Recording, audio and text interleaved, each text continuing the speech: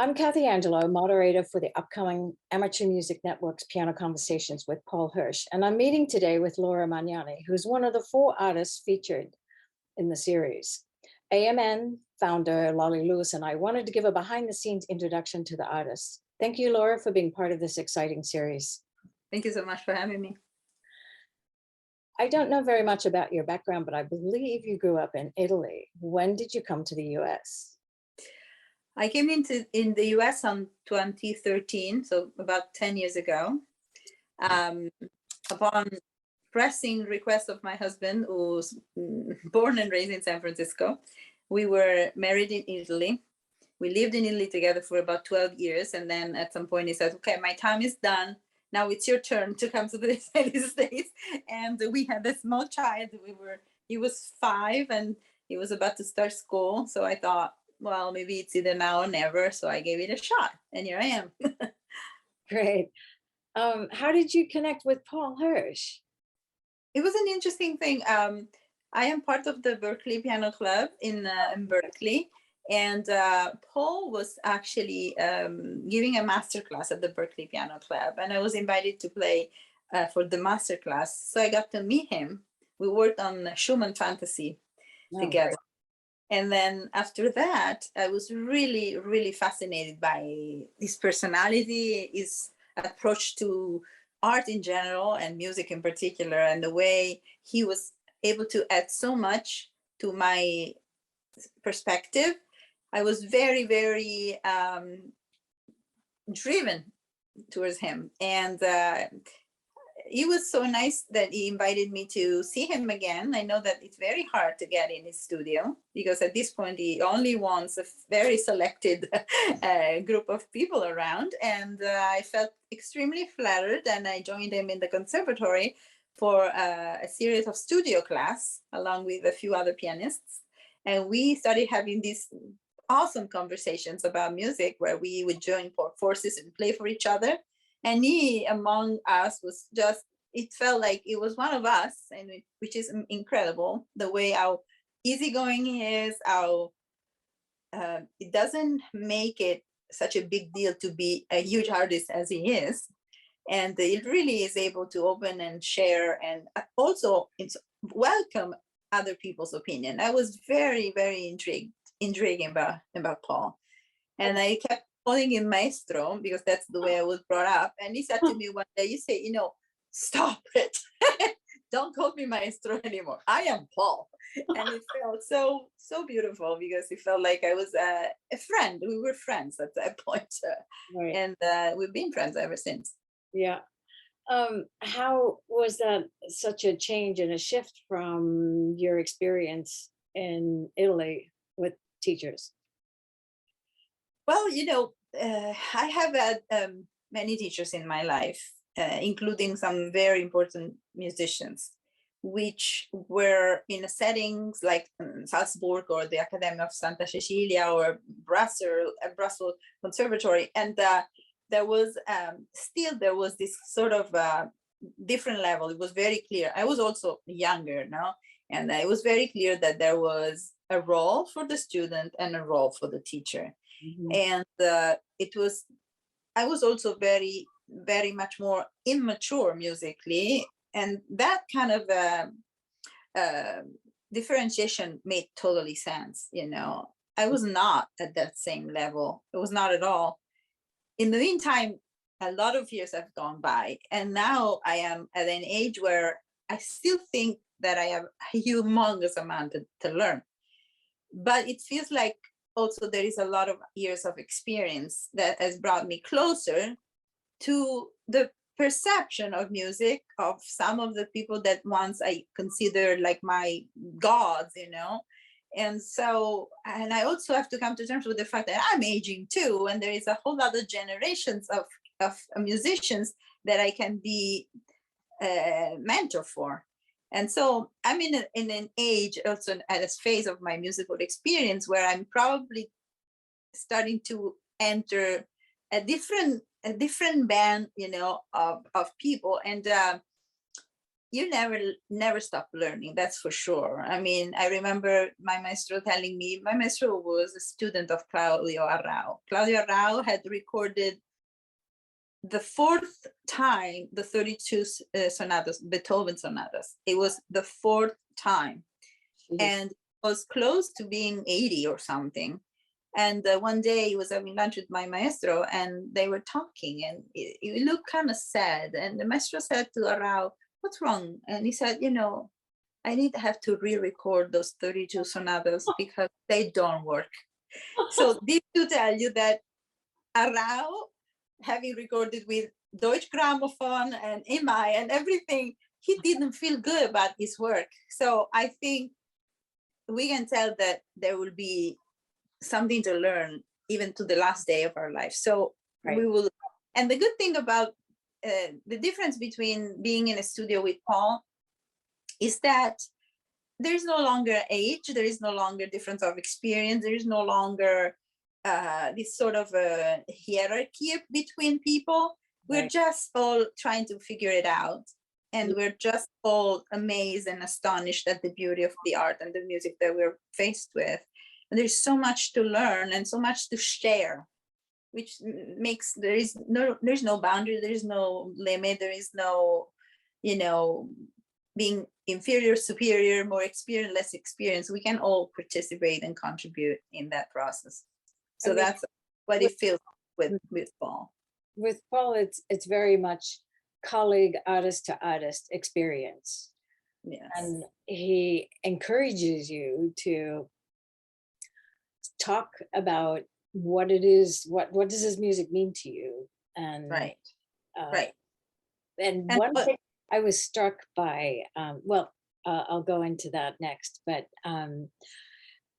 let's talk about Chopin, because I found it really interesting being at one of these piano classes, and obviously finding repertoire for an essential piano series on essential piano repertoire. Chopin obviously had to be included, but when I went to one of those sessions last year, it was in November, I think, at Paul's studio in Mill Valley, I was so impressed with your understanding and very deep emotional connection to Chopin's music. And one thing that struck me was that you actually had the confidence and the courage to be able to disagree with Paul. And, you know, that I thought, wow. And he, of course, welcomes that. It's not like he thinks any worse of you, but he encourages it.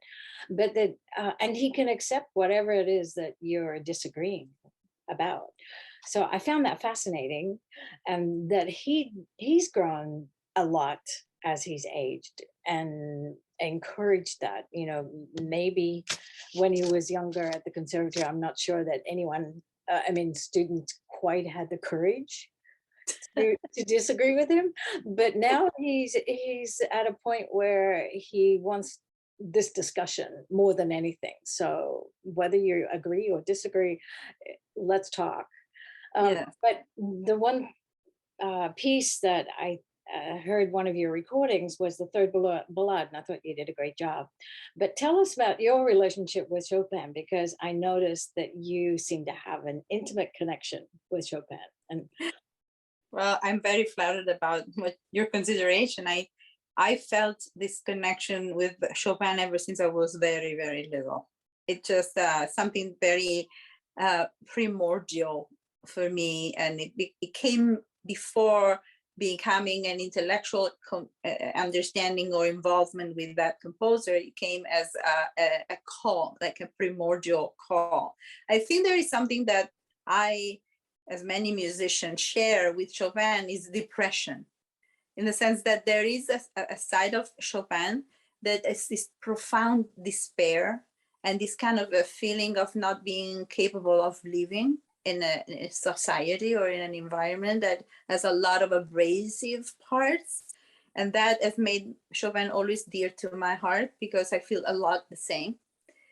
And then the fact that Chopin was such,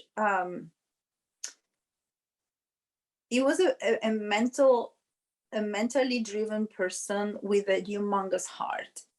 And his heart is overwhelming at all times. There is a phrase that Rubinstein used to say, that it says when you play Chopin, there is immediately a sign of recognition in the audience. It's like even if you're not an expert musician, you can't help but being attracted by that, because it speaks directly to the heart. It's not filtered.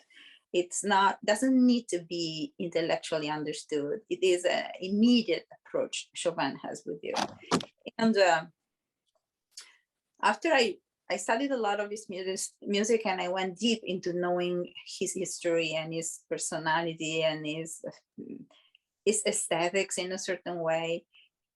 And every part of him, his relationship with others, his relationship with Georges Sand, his relationship with his family, with God, with his own self, with his health, with the aristocracy of his age, with the students. Every part of his life is fascinating to me. And it goes directly back to the way he writes. And I read something once in the letters that Georges Sand has a lot of letters where she speaks about Chopin. And in one of them, she describes the creative process that Chopin had. And she said he would sit at the piano, and it was delivered a musical idea somehow. It was like it came to him. It was not seeking for it. It just came to him. And he would sit at the piano and play it directly, immediately, and just being almost out of words of how much of a miracle that was. And then, though, he would discuss it mentally. He would just start to reiterate it and put it under assault, somehow with his brain. And he would just spend weeks and months not sleeping at night and trying and rewriting it and breaking pencils and crying and not eating and having this sort of a painful experience where he would erase it and rewrite it and erase it and rewrite it. And then after like a month of that, he would finally write it the way he had felt it the first time, exactly the way he had felt it the first time. So he had to go through this cycle of really a despair almost before he could perceive it as the very first time. And this has been my experience so many times, that the first approach I have with music is the most spontaneous and the most clear. But then I start questioning it, and I start reconsidering and erasing, and I have to go through this creativity. I would say a creative, like almost like a birth, a delivery of a child, almost that painful, before I come out the other end and I realize that it was exactly the way I felt it at the very first time. So this is, the creative process that Chopin went through, I feel like I am, unfortunately, as in pain the same way. So I kind of share the pain that he felt about life a lot. So that maybe makes it so familiar, and it feels like I understand everything he's trying to say. Now, I'm not sure if I can convey everything he's trying to say, but I feel that it's so clear to me what he wants to say. That's why maybe sometimes I have disagreed with Paul, because I felt like the way I perceived it was so clearly speaking to me and in a different way. And the good thing, one of the most beautiful compliments that Paul ever paid me is, the good thing about you is that I could disagree with you, but you always convince me. Which is, I think it is a huge compliment to me. Especially coming from Paul. Yes, you always convince me, he said, because even if I disagree with what you're doing is done with such conviction that you convince me, which is, I think I'm feeling very proud about having that compliment from him. Absolutely, yeah. So has your interpretation of, say, the third ballade, how has that changed through these conversations or experiences and this creative process that you talk about? With him or with myself? With yourself. With myself. Oh, it has changed a lot. It has changed a lot. Okay, when I started, probably the first time I was reading the ballad was in my teens, you know, it's like a huge amount of time ago. And the approach was more oriented, you know, when you're little, you're inexperienced, you're just really trying to overcome the piece, not to have to always be like this and protect yourself from the technical issues, the dynamics issues, the pedal issues.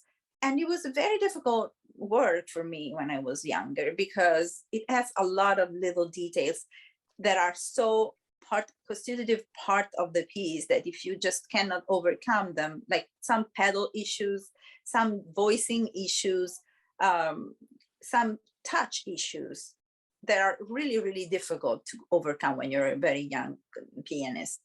In times, after studying all 4 ballads and all the scherzos and the impromptus and the sonatas, and you know, you come to terms with a language, a style that Chopin has, and then you can start to understand, that's what he meant in that part of the 3rd ballad. That's what he meant in that part of the 3rd ballad. And you just go back and revisit everything with new knowledge, you know. And what has changed to me has been that at some point I probably reached a point where technically it was no longer such a big challenge. And I was able to kind of go beyond the stress. Yes, the stress of the make sure that you play all the notes. Yeah. And then it also was very helpful to read the 4 poems by Adam Mickiewicz. Right. Was obviously not a direct or admitted influence, because Chopin was a purist. You know, he would not understand or agree with any external connection between music and other things. His music is never descriptive. His music is never inspired to something else or trying to match a poem or a landscape. It's not Liszt, it's not Schumann, he is a purist. In fact, he doesn't have names for his composition. There are scherzos, ballads, etudes, sonatas. There is no description. But I couldn't help but seeing the deep impression they had received, particularly for this ballad, where the poem about Undine, which is the goddess from the water, seems to me to really perspire through this piece, and the call and the feeling of being under a spell, you know, of this kind of a nymph, you know, that has an agenda towards the shepherd, and if she wants him to get into the water and just get lost into the water so she can possess his soul. And it's just so obvious to me that there is a story behind this piece, even though it's not declared, it's not named, but it's obvious in my opinion. So when I play it, it feels like it goes in front of my eyes like a movie. It has a narrative, it has a story to tell. And that's what I love about this piece. And the fact that in such a small amount of time, because I think it's no more than 7 minutes, that piece, he's able to cover such a range of emotions, which is unbelievable. I mean, all 4 ballads are astonishing about that. The 3rd, one more than another, the 3rd has this particular way of describing an inner state of being completely fascinated, almost under the spell of something bigger than you, like almost paranormal, you know. And this is an experience that I've had this experience many times, when you're just drawn into something and you feel like you can't resist this call. And this piece has that call. In the main theme, it's just like something is calling you, and it feels like you can't resist. It's so human. It's such a description of the human journey. And a part of the human journey is being magnetized by things that we can't understand. And then we get so wrapped up and completely involved into things to the point of being completely lost. And we seem not to be able to see the shore behind us or the shore in front of us. And we are lost, and it feels in between wonderful and terrifying. And I think that piece conveys all these feelings. That's why it's so compelling to me. Mhm. So Well, that is my feeling about the piece, but it's one of the many pieces by Chopin that I feel completely compelled by. well, this conversation will be carried on in more depth with Paul, obviously, and other members of the panel on Wednesday, May 4 at 5:30 p.m. Please join AMN for a revealing, insightful conversation at how musicians find meaning in playing. We've just heard from Laura as to how deep Chopin's third ballade is to her, or Chopin's music in general, not just the ballade. But Laura, thank you so much for meeting with me today. And I really look forward to this conversation on May 4th. Thank you so much for having me again. Thanks. Bye.